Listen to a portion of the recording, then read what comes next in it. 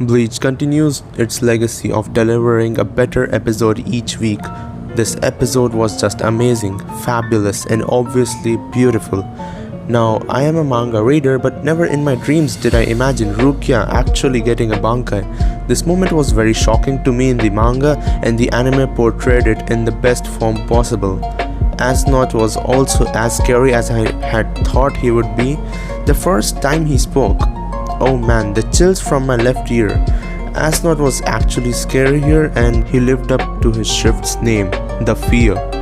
I just cannot express how amazing this episode was. It just ended so quick. Even if the pacing is quite fast for TYBW, I think it all played out very well. Asnot's entrance to his fight with the Kuchikis and his demise all happened in just a single episode. There were also two other parts, first being Ichigo leaving the Soul King's palace, and the second being the execution of the defeated Stern Ritter Skunk 2 and BG9.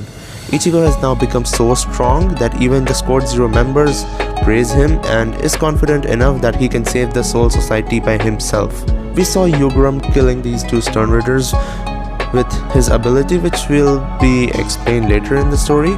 He is killing these defeated Stern Ritters because they are no longer an asset for them, and their powers can be used for the better if their majesty has them. Rukia is all alone now, and suddenly she feels the presence of something ominous. The scene was quite terrifying for me too.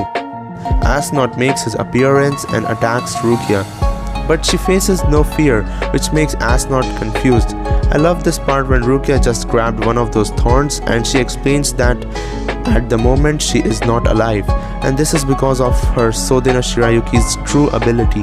Rukia literally uses her Zanpakuto with absolute zero temperature, freezing Asnot. Asnot breaks out and uses his terrifying wolf standage, which was really scary in the manga, and the anime nailed this scene along with the voice actor's Totter Forest. I mean, that was so creepy and terrifying. Rukia is unable to attack him at all as she is having doubts and fear. Asnot controls her optic nerves and creating a sensation of complete horror and despair. We see the flies again, which Asnot used against Byakuya, and Rukia just screams here just when Byakuya arrives on spot to save her. It is also a big achievement for Byakuya that his Shikai is almost as strong as his Bankai now, thanks to Asnot forcing Byakuya to train his Shikai. Asnot now goes into a much creepy and gross form, but Byakuya and Rukia are not at all tensed by this. Byakuya compliments Rukia that she has become stronger, which is actually a very important thing, as Rukia always wanted Byakuya to recognize her, and this shows how far she has come from the beginning to this final arc of Bleach. This final form of Asnot was too creepy like the manga, and Rukia managed to overcome her fears, and Byakuya leaves Asnot to Rukia, and Rukia finally uses her Bankai. The entire sequence was fast and the attack really felt impossible to evade. The ending song playing here also elevated the scene. Rukia's Bankai was definitely on some of my top Bankais which I wanted to see animated, and yes, Studio Pierrot delivered it. It's also great to know even Ufotable worked on this episode, like damn. Also, the voice acting was peak in this episode. It took 9 hours of recording from what I've heard by Kubo himself, and damn, Asnot's voice actor really reminded me of a character from ReZero. The OST playing in this part was so amazing.